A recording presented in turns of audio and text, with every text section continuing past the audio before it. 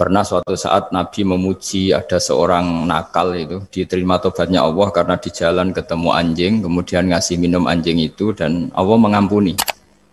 Meskipun secara hukum usul fikih tidak bisa digeneralisir. Misalnya kalau minumin anjing 1 surga, kalau 100 tambah surga.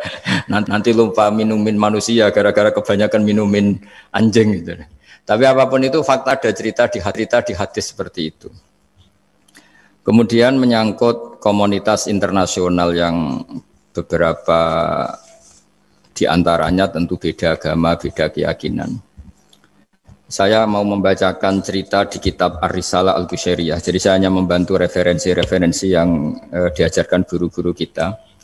Ar-Risalah Al-Qushairiyah adalah kitab kesayangan Mbah Maimun karena dulu mbah beliau dapat ijazah dari Sayyid Umar Sato, kakaknya Sayyid Abi Bakar Sato yang punya kitab I'anatul Thalibin. Dan kitab itu dibawa ke Indonesia sampai ke saya sebagai murid beliau. Di antara yang disebut dalam Ar-Risalah Al-Qushairiyah ini Thariqatu Ahlil Ilm, kitab Ar-Risalah Al-Qushairiyah itu. Saya baca nasnya atau ibaratnya atau teksnya. Sami'tu ba'dal ulama yaqulu istadhafa majusiyun Ibrahim al-Khalil alaihi salam faqala bisyarti antuslima. Famarral majusiyu fa'awhallahu ta'ala ilaihi mundu khamsina sanatan nut'imuhu ala kufri falau nawaltahu lukmatan min ghairi antu talibahu bitahyiri dini famado Ibrahim alaihi salam ala athari hatta adrukahu wa'atadharu ilaihi fasalahu anis sabab fadhakara lahu dhalik fa aslamal majusiyu. Jadi suatu saat Nabi Ibrahim itu kan terkenal Abu Duyuf, orang yang mesti menservis tamu-tamu itu. Kita tahu dulu itu tidak ada warung, tidak ada hotel, tidak ada, ya pokoknya tidak ada mall. Sehingga kalau orang pergi itu kelaparan betul. Itu. Buat orang kaya pun kelaparan karena melewati padang pasir itu. Kalau sekarang kan orang mau sowan kiai makan dulu. Karena takutnya di rumah kiai kan makan sungkan. Jadi makan dulu nanti di kiainya tinggal pura-pura makan. Kalau dulu memang makan nih tamu itu wajib betul. Kalau tidak ya kelaparan betul tamu itu. Sehingga cerita suatu saat di antara tamu itu berakidah, berfaham majusi. Atau beragama majusi lah gampangannya itu. Terus Nabi Ibrahim nggak mau, saya mau ngasih makan syaratnya Anda harus Islam gitu. Akhirnya orang ini putus asa kemudian meninggalkan Nabi Ibrahim. Saat orang itu meninggalkan Nabi Ibrahim, Allah memberi wahyu ke Nabi Ibrahim. Orang itu umurnya 50 tahun dan dia hidup karena tak kasih makan. Terus kata Allah, mundu khamsina sanatan nut'imuhu ala kufri. Saya yang Tuhan saja ngasih makan dia 50 tahun tanpa syarat dia harus Islam. Kamu baru dimintai makan sehari mensyaratkan Islam. Walhasil terus Nabi Ibrahim ngejar orang Majusi itu terus monggo-monggo makan di rumah saya. Singkat cerita terus orang Majusi itu tanya kenapa Anda berubah pikiran. Terus Nabi Ibrahim cerita bahwa beliau ditegur Allah kemudian harus melakukan itu. Jadi cerita-cerita seperti itu banyak. Dulu kita dengar para kiai sering cerita ketika seorang Yahudi rumahnya diusir Amr bin As untuk pembangunan masjid. Ketika lapor ke Sayyidina Umar, masjid itu yang mengambil tanahnya orang Yahudi harus dikembalikan ke orang Yahudi. Dulu guru-guru kita juga sering cerita Sayyidina Ali itu pedangnya dicuri sama orang Yahudi. Ketika ketemu di pasar atau di jalan, kemudian Sayyidina Ali yakin itu pedangnya, dilaporkan ke Qadhi Syureh. Setelah itu Sayyidina Ali diminta, buktinya apa? Saksinya siapa? Kalau itu pedang Anda, saksinya Hasan dan Husain. Tapi kata hakim, Sayyid Hasan Husain itu keluarga Anda, tidak sah jadi saksi.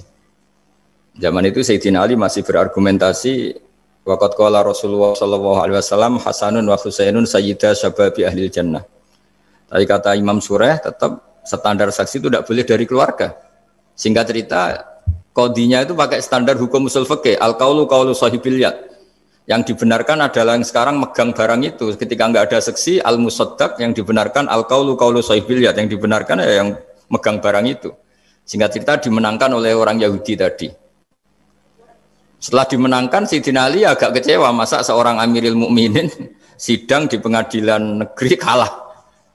Tapi orang Yahudi tadi akhirnya insaf, sadar sampai masuk Islam, sampai beliau ngendikan bihadza taqumus sama wal ard, karena ini langit dan bumi berdiri karena keadilan itu.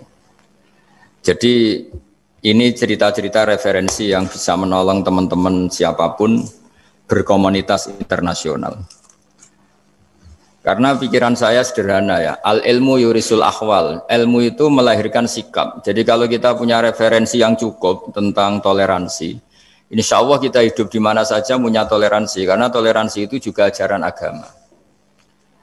Di antara yang diceritakan para guru-guru kita adalah ketika Nabi mau dibunuh oleh orang namanya Daksur atau Duksur, siapa enggak tahu KTP-nya saya. Kiai-kiai kalau baca Daksur. Ketika beliau sedang santai di satu tempat, tahu-tahu ada orang yang mengambil pedangnya, kemudian bilang, "Mayyamna'uka minni ya Muhammad. Sekarang Anda sama saya berdua, siapa yang bisa menghalangi kamu?" Nabi dengan rileks menghentikan Allah. Kemudian si Daksur ini gemetar, pedang jatuh. Kemudian diambil Nabi. Sekarang ya Daksur, mayyamna'uka minni, yang bisa menghalangi kamu siapa? Orang itu bilang, la ahada, tidak siapapun. Nabi dengan gampangnya fa'afa anhu, Nabi memaafkan. Padahal ini jenis harbi, jenis orang yang jelas punya niat bunuh.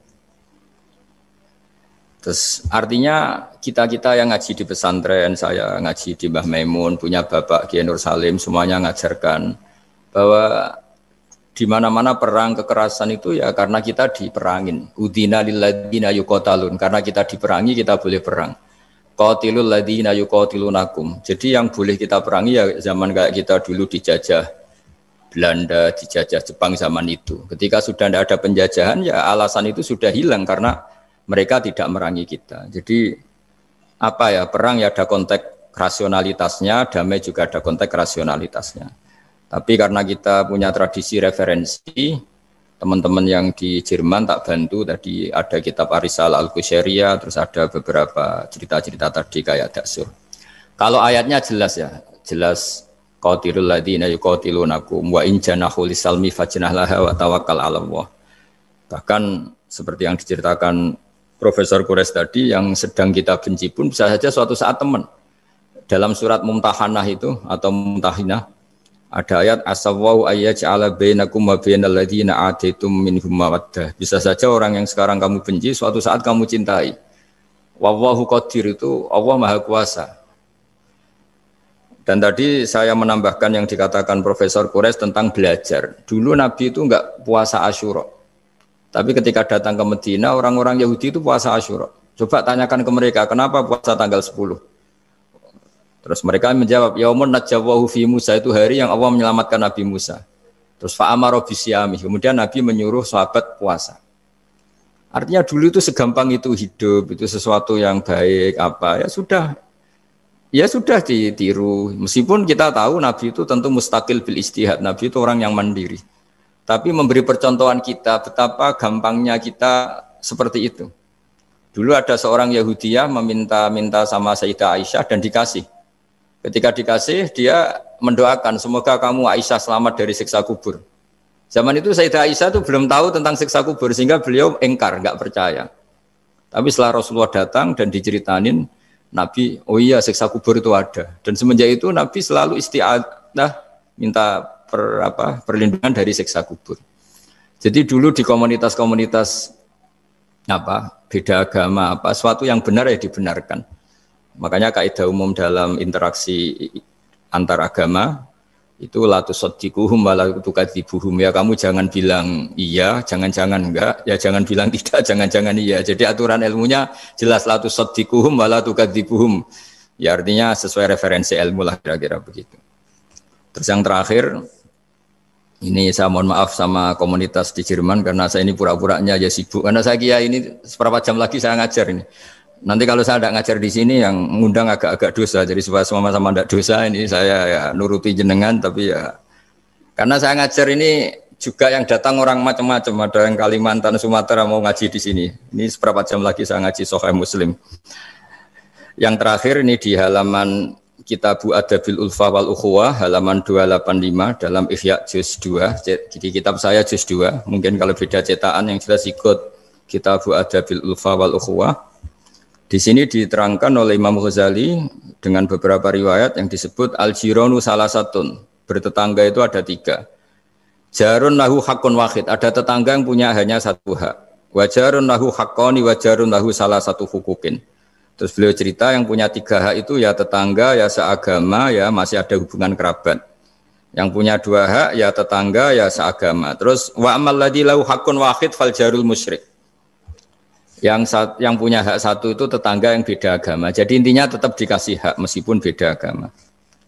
Sampai diantaranya disebutkan juga di halaman 287, Imam Ghazali ngendikan beliau berfatwa dan beliau bercerita, rawahu Umar bin Syu'aib an Nabi an Jaddih anin Nabi. Terus qala Mujahid kuntu inda Abdillah bin Umar wa ghulamun lahu yaslahu syatan faqala ya ghulam idza salakhta fabda bijarinal yahudi. Abdullah bin Umar itu sedang memasak kambing, atau itu pembantunya ini sedang nguliti kambing. Itu pesannya Abdullah bin Umar, ya ghulam idza salakhta fabda bijarinal yahudi. Nanti jangan lupa tetangga kita yang Yahudi. Ini di Ihya halaman 287. Hanya cerita kebaikan. Jadi cerita-cerita perang itu ya karena kita diperangin, tapi ya kalau kita dibaikin ya baik, itu ajaran Islam. Hatta qala dzalika miraron. Faqala lahu lima taqulu hadza. Ini pembantunya juga enggak langsung menerima. Kenapa? Saking enggak mau nerimanya diulang-ulang lagi oleh Abdullah bin Umar. Faqala inna Rasulullah sallallahu alaihi wasallam lam yazal yusina bil jar hatta khashina annahu sayuwarrithu. Kenapa engkau melakukan itu ya Abdullah bin Umar? Terus beliau menjawab, Rasulullah itu selalu berpesan untuk berbuat baik sama tetangga. Tadi kita tahu kalau tetangga punya 3 hak, berarti seagama, ada hubungan kerabat, hakul jar, berarti 3. Ada yang seagama dan tidak punya hubungan kerabat, berarti punya 2 hak, yaitu satu agama dan kerabat. Ada yang punya 1 hak saja, ya tidak keluarga, tidak seagama, tapi karena tetangga itu juga tetap punya hak. Dan itu pun masuk kategori lam yazal yusina bil jar, termasuk orang-orang yang harus kita baikin. Ya kalau di Qur'annya kayak tadi ya, qatilul ladzina yuqatilunakum, boleh merangi ya yang merangi kita. Udzina lil ladzina yuqatalun, diberi hak merangi ya sama yang merangi kita, bukan yang tidak merangi kita.